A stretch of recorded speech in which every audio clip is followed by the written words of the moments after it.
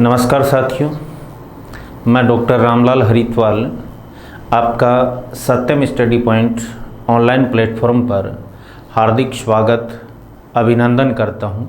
सभी साथियों को, सभी मित्रों को और मेरे प्यारे विद्यार्थियों को राम राम। आज दोस्तों अपन बात करेंगे ज्योग्राफी सब्जेक्ट के एक महत्वपूर्ण टॉपिक की, और वो टॉपिक अपना रहेगा कर्सी, जो आपको स्क्रीन पे दिखाई दे रहा है। सबसे पहले दोस्तों अपन बात करेंगे कि कर्सी जो शब्द है इसका अंग्रेजी पर्याय क्या होता है, इस कर्सी का अर्थ क्या होता है।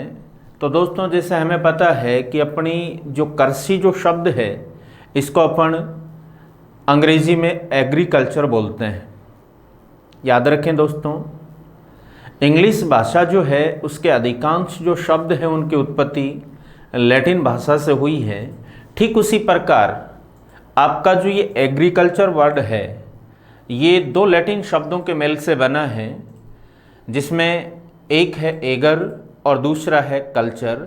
अब उनका अर्थ क्या होता है तो देखिए आप, कर्सी शब्द का अंग्रेजी पर्यायवाची क्या दे रखा है दोस्तों आपके सामने, एग्रीकल्चर। ये एग्रीकल्चर जो है ये दो लैटिन शब्दों के मेल से बना है। यहाँ जरूर याद रखना दोस्तों, अंग्रेजी जो भाषा है उसमें अधिकांश शब्दावली जो है वो लैटिन भाषा से ली गई है, और कुछ शब्द जो हैं इसके अंग्रेजी के वो ग्रीक भाषा से भी लिए गए हैं। एग्रीकल्चर शब्द की उत्पत्ति जिन दो मूल शब्दों से मिलकर हुई है वो दोनों लैटिन भाषा से संबंधित हैं। एक शब्द है आपका एगर और दूसरा शब्द है दोस्तों कल्चर। एग्रीकल्चर जो शब्द है वो किन दो मूल शब्दों से मिलकर बना है, तो ये लैटिन भाषा के दो शब्दों से मिलकर बना है। एक आपका एगर हो गया और दूसरा हो गया दोस्तों कल्चर। यहां जो एगर शब्द है इसका अभिप्राय है दोस्तों मृदा, मिट्टी, और कल्चर जो शब्द है इसका अभिप्राय है जुताई करना या जुताई।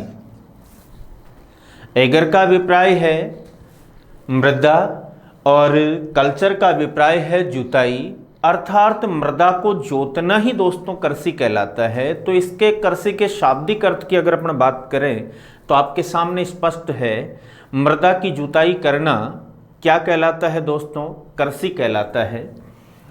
अब अपन बात करें कर्सी से संबंधित कुछ महत्वपूर्ण तथ्यों की।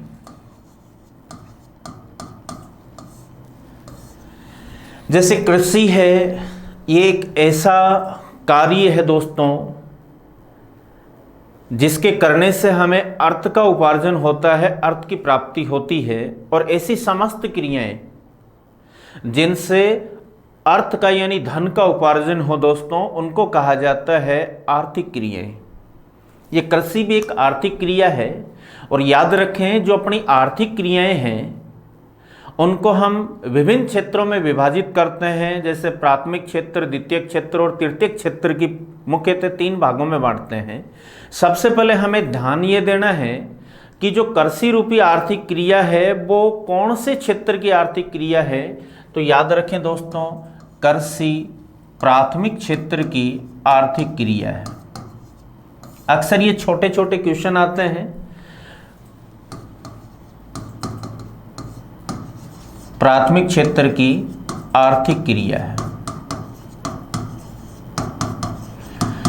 ठीक है दोस्तों।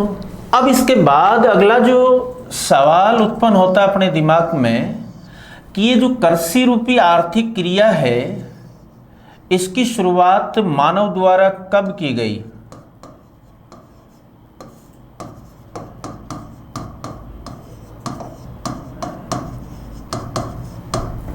मानव ने कर्सी रूपी कार्य किस काल में प्रारंभ किया। तो याद रखें दोस्तों, मानव के द्वारा कर्सी की जो शुरुआत है वो नवपाषाण काल में की गई है।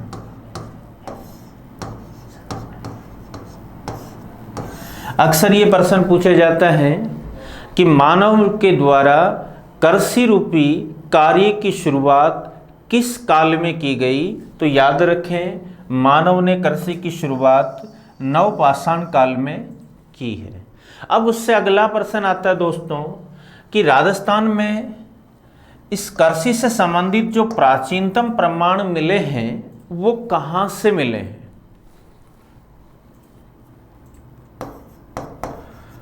राजस्थान से कृषि के प्राचीनतम प्रमाण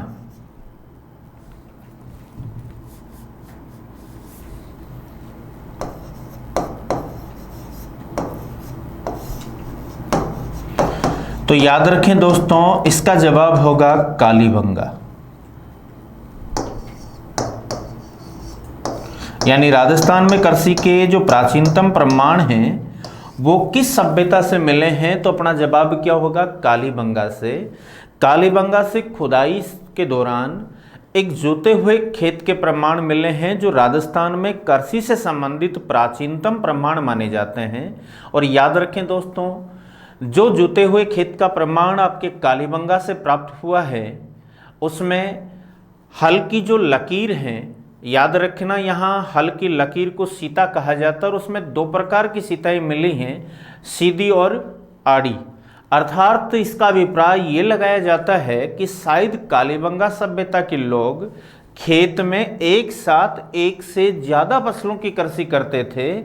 अर्थात कालीबंगा से जिस कृषि के प्रमाण मिले हैं दोस्तों, उस कृषि को बेजड़ कृषि कहा जाता है। बेजड़ का अभिप्राय होता है खेत से एक साथ एक से अधिक फसलों का उत्पादन प्राप्त करना या एक से अधिक फसलें उगाना। तो दोबारा से देखें आप, प्रश्न आ जाता है कृषि कौन से क्षेत्र की आर्थिक क्रिया है? अपना जवाब होगा कृषि प्राथमिक क्षेत्र की आर्थिक क्रिया है। और यहां पर एक चीज और क्लियर कर दूं दोस्तों, अक्सर प्रश्न आ जाता है कि भारत में निजी क्षेत्र का सबसे बड़ा व्यवसाय क्या है? तो याद रखना, भारत में निजी क्षेत्र का सबसे बड़ा व्यवसाय कृषि है। भारत का निजी क्षेत्र का सबसे बड़ा व्यवसाय भी कौन सा है? तो अपना जवाब होगा कृषि है, क्योंकि देश की अधिकांश आबादी है वो कृषि पर निर्भर है और अपने देश की कार्यशील जनसंख्या का अधिकांश भाग भी कृषि में कार्य करता है। सर्वाधिक रोजगार भी अपने भारत देश में कृषि क्षेत्र से प्राप्त होता है दोस्तों। कहने का मतलब भारत एक कृषि प्रधान देश है। अब एक बार दोबारा से देखना, कृषि प्राथमिक क्षेत्र की आर्थिक क्रिया है और ये भारत का निजी क्षेत्र का सबसे बड़ा व्यवसाय है। मानव द्वारा कृषि की शुरुआत नवपाषाण काल में की गई है और राजस्थान में कृषि के जो प्राचीनतम प्रमाण हैं दोस्तों वो कालीबंगा से प्राप्त हुए हैं और यहाँ से जिस कृषि के रूप का प्रमाण प्राप्त हुआ है वो है आपकी बेजड़ कृषि।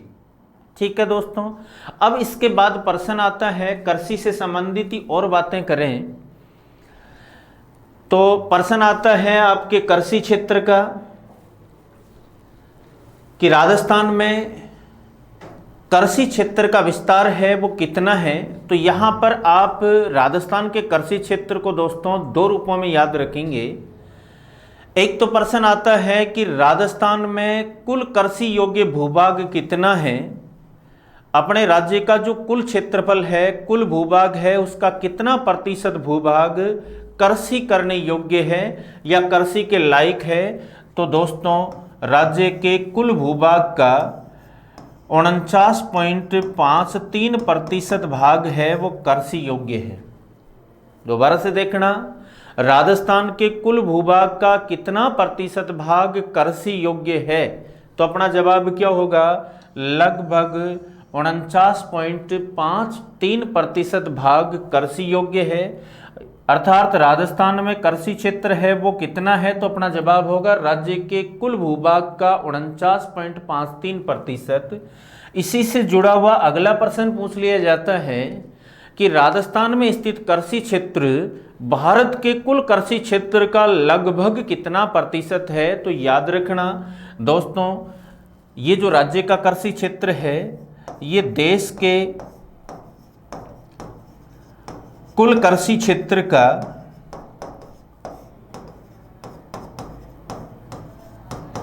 लगभग 11% है। राजस्थान का जो कृषि क्षेत्र है वो देश के कुल कृषि क्षेत्र का कितना प्रतिशत है। तो दोस्तों अपना जवाब होगा लगभग 11% है।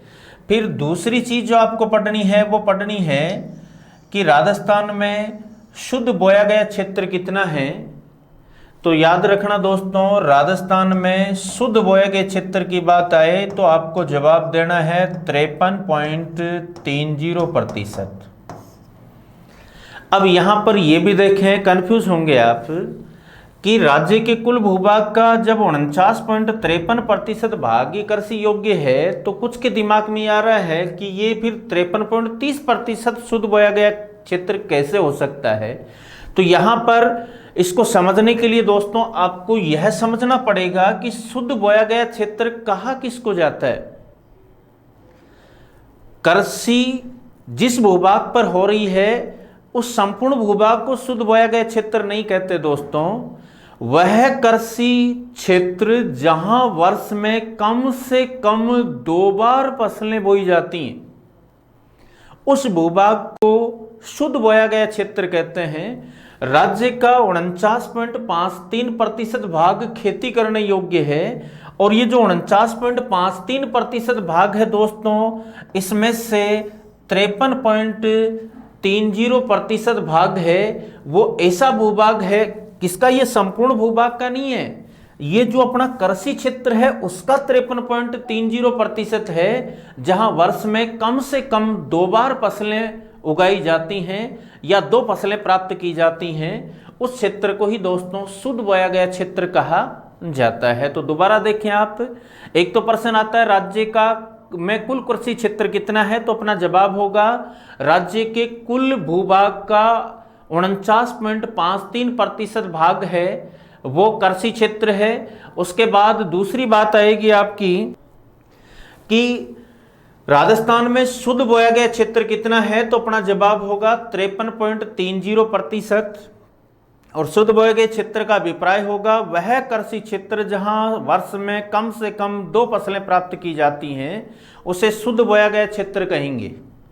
फिर बात आती है कि राजस्थान का जो कृषि क्षेत्र है वह देश के कुल कृषि क्षेत्र का कितना प्रतिशत है। तो दोस्तों अपना जवाब होगा देश का 11% कृषि क्षेत्र अपने राजस्थान में अवस्थित है।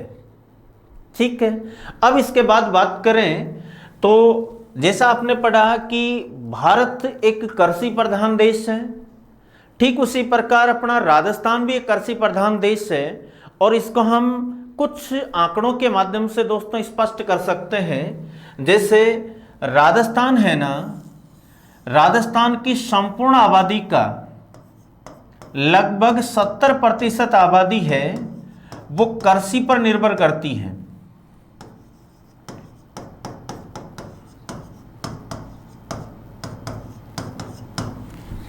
कृषि पर निर्भर आबादी का प्रतिशत पूछा जाए आपसे तो आपको जवाब देना है दोस्तों 70%। इसी प्रश्न को थोड़ा सा घुमाकर पूछा जाता है, जैसे यहां पर आप कंफ्यूज पैदा करने वाली स्थिति उत्पन्न हुई थी, ठीक ऐसे ही यहां पर भी कंफ्यूजन उत्पन्न होता है कि एक तो प्रश्न की जो भाषा है वो आपको स्पष्ट रूप से समझनी है तभी आप सही जवाब दे पाएंगे। जैसे मान लो प्रश्न में पूछा जाए कि राज्य की कुल आबादी का कितना प्रतिशत भाग है वह कृषि योग्य है, तो अपना जवाब होगा 49.53% भाग है। जबकि राज्य की कुल आबादी का कितना प्रतिशत भाग कृषि पर निर्भर है, तो दोस्तों अपना जवाब होगा 70%। लेकिन याद रखना कुल आबादी और कार्यशील जनसंख्या दोनों में भेद होता है दोस्तों।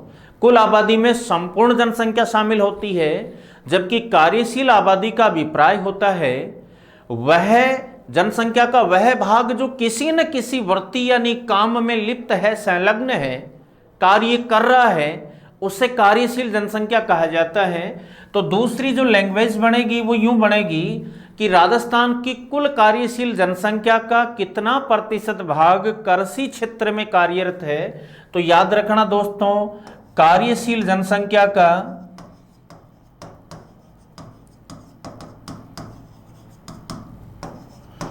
लगभग 65% भाग है वो कृषि व कृषि के सहायक कार्यों में कार्यरत है। यहां पर ये कुछ आंकड़े दोबारा से देखना। राजस्थान का कुल कृषि क्षेत्र कितना, अपना जवाब होगा 49.53%। ये देश के कुल कृषि भूभाग का कितना परसेंट है, तो अपना जवाब होगा 11% है। राजस्थान में शुद्ध बोया गया कृषि क्षेत्र कितना है, तो अपना जवाब होगा कुल कृषि क्षेत्र का 53.30% भाग शुद्ध बोए गए क्षेत्र के अंतर्गत आता है, क्योंकि राज्य के कुल कृषि क्षेत्र का लगभग ये 53.30% भाग ऐसा है जहां वर्ष में कम से कम 2 फसलें प्राप्त की जाती हैं और उसी को दोस्तों शुद्ध बोया गया क्षेत्र कहते हैं। फिर बात की कि राजस्थान की कुल आबादी का कितना प्रतिशत भाग जीविकोपार्जन के लिए कृषि पर निर्भर करता है, तो अपना जवाब होगा दोस्तों 70% भाग है वो कृषि पर निर्भर करता है। और राज्य की कुल कार्यशील जनसंख्या का कितना प्रतिशत भाग कृषि या कृषि के सहायक कार्यों में संलग्न है, तो अपना जवाब होगा दोस्तों 65% कार्यशील आबादी कृषि व कृषि के सहायक कार्यों में कार्यरत है। अब इसके बाद अपन बात करें राजस्थान की कृषि की विशेषताएं, कि राजस्थान की कृषि की क्या विशेषताएं हैं। तो जैसा आपके सामने यहां बोर्ड पर दिखाई दे रहा है, राजस्थान कृषि की जो पहली विशेषता यहां दर्शाई गई है दोस्तों, मानसून आधारित। इसको समझें आप। राजस्थान का जो कुल कृषि क्षेत्र है उसके लगभग 1/3 भाग पर ही सिंचाई सुविधाएं उपलब्ध हैं दोस्तों। शेष 2/3 भाग जो है कृषि क्षेत्र का वो कृषि के लिए वर्षा पर निर्भर करता है। और अपने यहाँ भारत कह दो चाहे राजस्थान कह दो, यहाँ अधिकांश जो वर्षा हमें प्राप्त होती है वो मानसूनी वर्षा के रूप में प्राप्त होती है। अर्थात राजस्थान में जो कृषि है वो मानसून आधारित होती है, मानसून पर निर्भर करती है। यहाँ एक चीज और याद रखना दोस्तों, राजस्थान में जो मानसून है उसकी कुछ विशेषताएं हैं। राजस्थान में मानसून अनिश्चित, अनियमित व अपर्याप्त होता है दोस्तों। यही कारण है कि राजस्थान की कृषि को मानसून का जुआ कहा जाता है, क्योंकि इसका उत्पादन मानसूनी वर्षा पर निर्भर करेगा। दोबारा से देखें, राजस्थान के कुल कृषि क्षेत्र के केवल 1/3 भाग पर ही सिंचाई सुविधाएं उपलब्ध हैं। शेष 2/3 भाग कृषि के लिए वर्षा पर निर्भर करता है। और राजस्थान में मानसून अनियमित, अनिश्चित और अपर्याप्त होता है। इसलिए दोस्तों राजस्थान की कृषि को मानसून का जुआ कहा जाता है। तो याद रखें, राजस्थान की कृषि को क्या कहा जाता है, आपका जवाब होना चाहिए मानसून का जुआ। क्यों कहा जाता है? क्योंकि यहाँ अधिकांश कृषि क्षेत्र है वो कृषि के लिए मानसून पर डिपेंड करता है। और यहाँ मानसून अनियमित और अनिश्चित और अपर्याप्त प्रवृत्ति का होने के कारण उत्पादन है वो मानसून से प्रत्यक्ष रूप से प्रभावित होता है। फिर उसके बाद दूसरी बात है, दूसरा जो विशेषता है दोस्तों वो है कि राजस्थान में कृषि है ना वो जीविकोपार्जन का एक मुख्य आधार है। और इसके लिए आपने पहले ही आंकड़े पढ़ लिए कि राजस्थान की कुल आबादी का 70% भाग है वो कृषि पर निर्भर करता है। और कुल कार्यशील आबादी का 65% भाग है वह कृषि व कृषि के सहायक कार्यों में कार्यरत है। इसलिए ज्यादातर आबादी है वो जीविकोपार्जन के लिए, अपने जीवन के निर्वहन के लिए किस व्यवसाय या कार्य या वृत्ति पर निर्भर करती है, तो दोस्तों कृषि है। इसलिए राजस्थान में कृषि को जीविकोपार्जन का प्रमुख आधार माना गया है। तीसरी बात जो विशेषता निकल कर आती है राजस्थान की कृषि की वो है खाद्यान्न फसलों की अधिकता। और इसे भी दोस्तों अपन आंकड़ों के माध्यम से स्पष्ट कर सकते हैं। राजस्थान का जो कुल कृषि क्षेत्र है वो कुल भूभाग का कितना प्रतिशत है? 49.53%। और इस कृषि क्षेत्र के 90% से अधिक भाग पर खाद्यान्न व तिलहन फसलों की खेती की जाती है।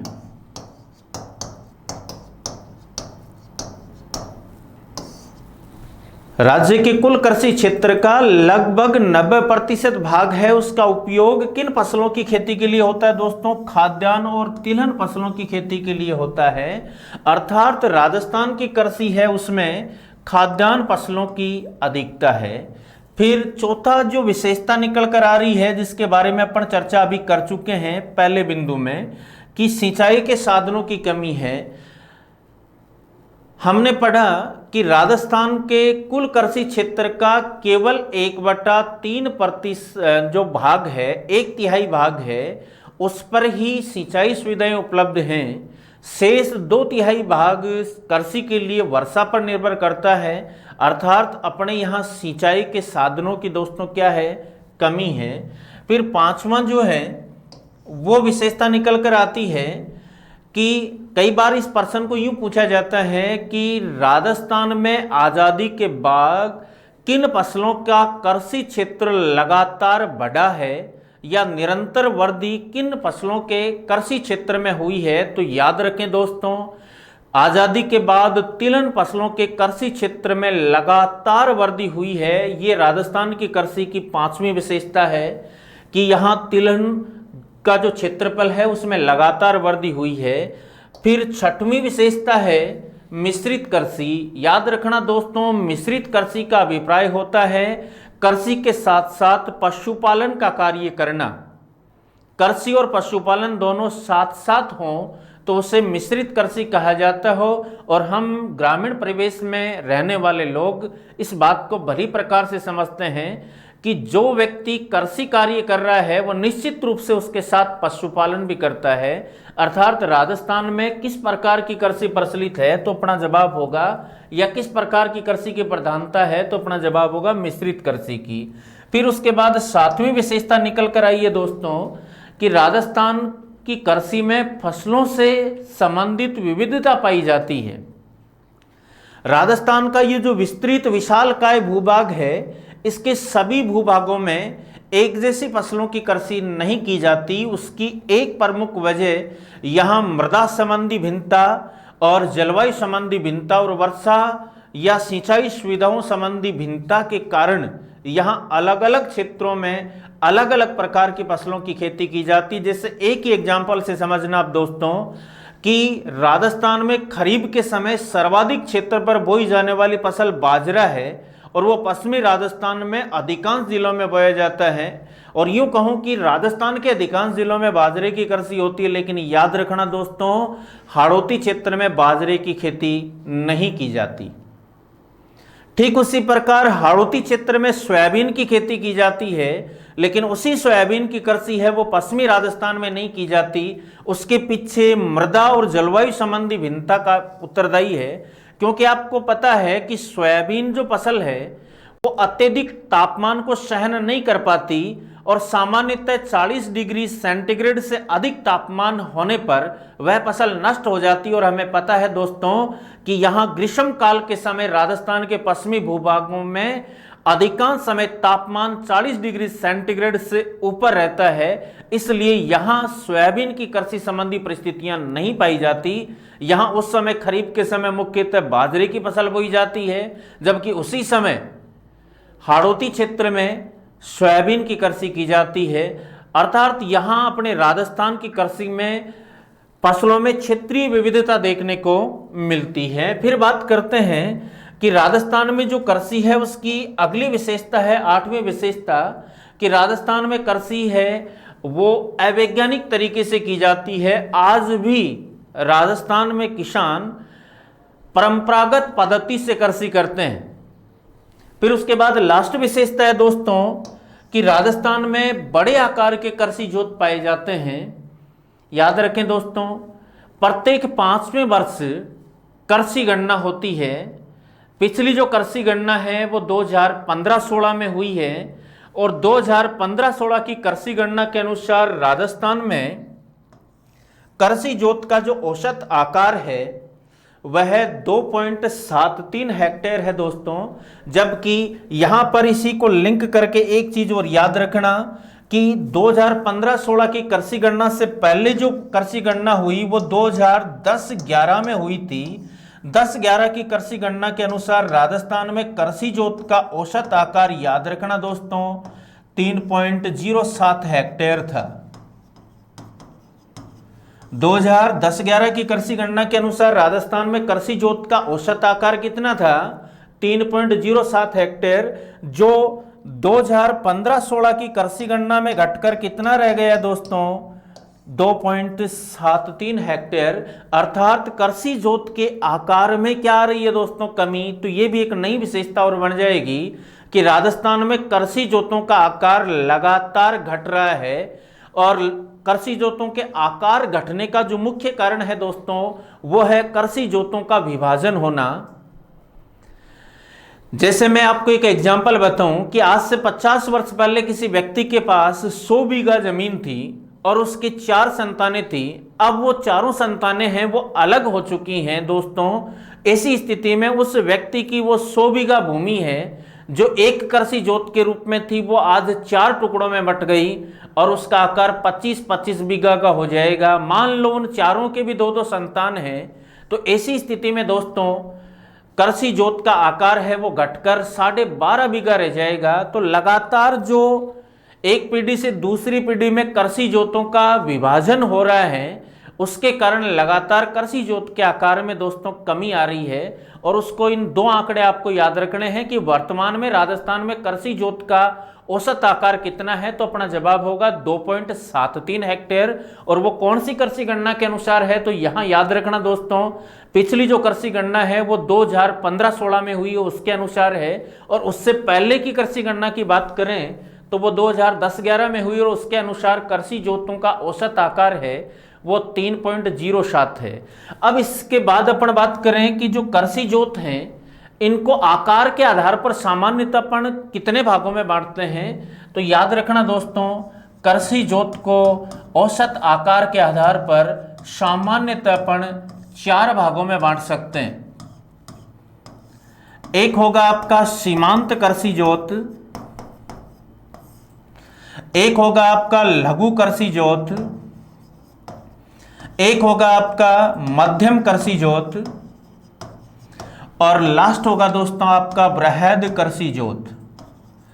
यानी आकार के आधार पर सामान्यतः कृषि जोतों को अपन 4 श्रेणियों में बांट सकते हैं। सीमांत कृषि जोत, लघु कृषि जोत, मध्यम कृषि जोत और बृहद कृषि जोत। अब यहां पर आकार की तुलना भी कर लें दोस्तों। अगर कृषि जोत का आकार 0 से 1 हेक्टेयर के बीच है तो उस कृषि जोत को आप सीमांत कृषि जोत कहोगे। अगर कृषि जोत का आकार है वो 1 से 4 हेक्टेयर के मध्य है तो उसे आप लघु कृषि जोत कहोगे। और यदि कृषि जोत का आकार है वो 4 से 10 हेक्टेयर के बीच है तो उसे आप मध्यम कृषि जोत कहोगे। और याद रखना दोस्तों 10 हेक्टेयर से बड़े कृषि जोत को बृहद कृषि जोत कहा जाता है। तो आकार के आधार पर सामान्यतः कृषि जोतों को 4 श्रेणियों में बांट सकते हैं। सीमांत कृषि जोत जिसका आकार 0 से 1 हेक्टेयर के बीच हो, लघु कृषि जोत जिसका आकार 1 से 4 हेक्टेयर के बीच हो, मध्यम कृषि जोत जिसका आकार 4 से 10 हेक्टेयर के बीच हो और बृहद कृषि जोत जिसका आकार 10 हेक्टेयर से अधिक हो उसे बृहद कृषि जोत कहा जाता है। याद रखना दोस्तों यहाँ हेक्टेयर है वो भूमापन की एक मानक इकाई है और हेक्टेयर का मतलब होता है 10,000 वर्ग मीटर। एक हेक्टेयर का मतलब 10,000 वर्ग मीटर। तो यदि 10,000 वर्ग मीटर से छोटा जोत होगा क्षेत्रफल में वो सीमांत कहलाएगा। और इस हेक्टेयर को वर्ग मीटर में बांट दें तो 10,000 से लेकर 40,000 वर्ग मीटर आकार का जो कृषि जोत होगा वो लघु श्रेणी में आएगा। और जो 40,000 से 1 लाख वर्ग मीटर आकार का कृषि जोत होगा वो मध्यम, और 1,00,000 वर्ग मीटर से बड़ा कृषि जोत दोस्तों बृहद कहलाएगा। अब यहां पर एक प्रश्न और उठता है कि राजस्थान में जो कृषि जोत हैं वो सबसे ज्यादा किस श्रेणी के कृषि जोत हैं? राजस्थान में कृषि जोतों में सर्वाधिक संख्या किन कृषि जोतों की है? तो ये एक इंपॉर्टेंट प्रश्न है, याद रखना दोस्तों। राजस्थान में सर्वाधिक कृषि जोत हैं वो सीमांत श्रेणी के हैं। राजस्थान में सर्वाधिक कृषि जोत कौन सी श्रेणी के हैं? तो अपना जवाब क्या होगा? सबसे ज्यादा कृषि जोत हैं वो सीमांत श्रेणी के हैं। इसके अलावा राजस्थान की कृषि की कुछ और विशेषताएं निकलती हैं दोस्तों, जैसे कृषि क्षेत्र में राजस्थान का कृषि क्षेत्र की बात करें तो यहां मुख्यतः 2 प्रकार की बेरोजगारी पाई जाती है। तो एक विशेषता आप ये कह सकते हैं कि राजस्थान की कृषि में बेरोजगारी व्याप्त है।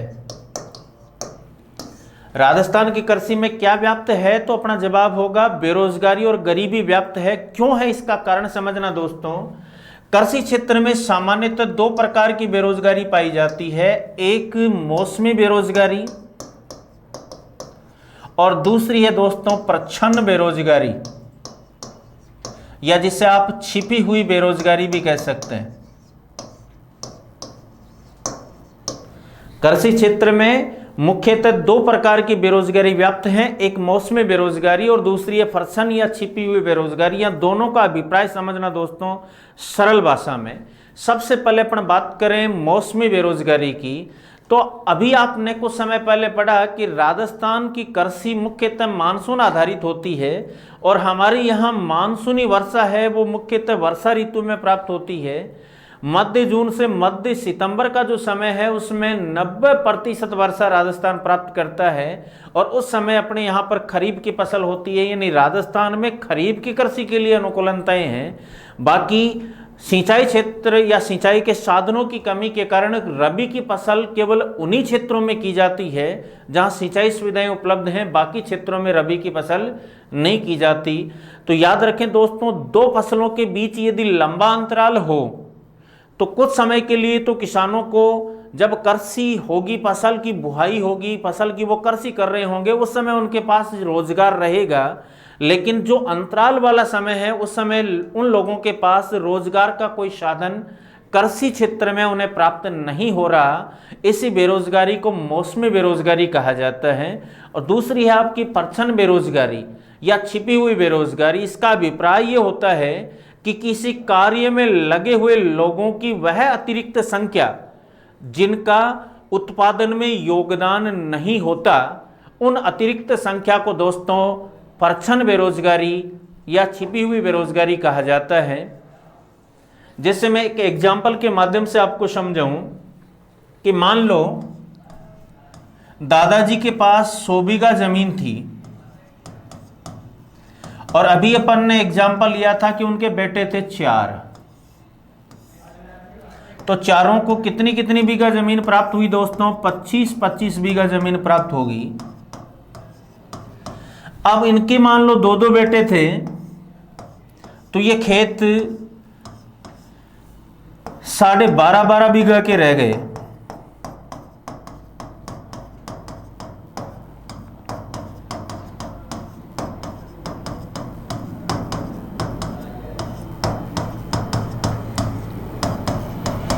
अब मान लो इस परिवार में कोई व्यक्ति सरकारी नौकरी नहीं करता, सभी के सभी लोग कृषि में कार्यरत हैं। तब संख्या देखना दोस्तों, जिस समय 100 बीघा जमीन थी, दादाजी के जमाने की मैं बात कर रहा हूं, तो उस समय 2 आदमी तो हो गए, दादा और दादी उस खेत में काम करने वाले, और 4 हो गए उनके बेटे और 4 हो गई बहुएं। तो 2 + 4 यानी 6, 6 + 4 यानी 10, यानी उस समय 100 बीघा जमीन में काम करने वाले लोग कितने थे? 10 लोग कार्य कर रहे थे। ठीक है, अब यहां आ जाओ, ये 25-25 बीघा के जो खेत विभाजित हुए बेटों के बंटवारे के बाद, तब प्रत्येक खेत में कितने लोग काम कर रहे हैं? यहां बेटा और बहू और उसके बाद उनके 2 बेटे हो गए, तो 2 बेटों की बहुओं को अगर जोड़ दें तो देखो 2 तो खुद, 2 बेटे 4 और 2 बहुएं, टोटल 6 आदमी इसमें 6 आदमी इस खेत में, 6 आदमी इस खेत में और 6 आदमी दोस्तों इस खेत में, तो कुल मिलाकर 6 इंटू 4 मतलब कितने लोग काम कर रहे हैं? 24 लोग। अब आगे जाने की जरूरत ही नहीं, यही समझ में आ जाएगा कि दादा के समय पर उस पूरे 100 बीघा खेत में कितने लोग कृषि का कार्य कर रहे थे, तो अपना जवाब होगा 10 लोग, और उत्पादन लगभग उतना ही हो रहा था। और आज उस 100 बीघा जमीन का बंटवारा जब 4 भागों में हो गया, तो एक भाग में 6 लोग काम कर रहे हैं, तो 4 भागों में कुल मिलाकर कितने लोग कार्य कर रहे हैं दोस्तों? 24 लोग। यानी संख्या कितनी बढ़ गई? 14 लोग बढ़ गए। लेकिन इन 14 लोगों का दोस्तों उत्पादन में कोई योगदान नहीं है। इन 14 लोगों की संख्या को ही दोस्तों छिपी हुई बेरोजगारी कहा जाता है या परछन बेरोजगारी कहा जाता है। तो कृषि में मौसमी और परछन बेरोजगारी यानी छिपी हुई बेरोजगारी व्याप्त है। और दूसरी बात दोस्तों याद रखें आप कि भारत का जो कुल जीडीपी है, उस जीडीपी में कृषि क्षेत्र का योगदान लगभग 17.4% है। जबकि थोड़ी देर पहले आपने बात की थी कि 70% आबादी है वो कृषि पर निर्भर करती है, और उनके पास कुल देश की आबादी का कितना, कुल देश की जीडीपी का कितना प्रतिशत योगदान वो कर पाते हैं? 17.4%, यानी लगभग 17.5% मान लो आप। जबकि शेष 30% आबादी है, उसका जीडीपी में योगदान दोस्तों कितना बच गया? 82.5%। तो आप यहां अनुमान लगा सकते हैं कि 70% लोगों के पास आमदनी आ रही है, 17.5%, और शेष जो बचे 30% उनके पास आमदनी आ रही है 82.5%। तो अन्य क्षेत्रों में आमदनी ज्यादा है कृषि क्षेत्र की तुलना में, अर्थात यहां गरीबी व्याप्त है, गरीबी पाई जाती है। तो ये दोस्तों हो गई राजस्थान की कृषि की प्रमुख विशेषताएं। इसके बाद अगले वीडियो में अपन बात करेंगे कृषि के प्रकार, फसल ऋतुएं, और इसके अलावा विभिन्न कृषि फसलें और उनके प्रमुख उत्पादक जिले। नमस्कार दोस्तों, जय हिंद, जय भारत, धन्यवाद।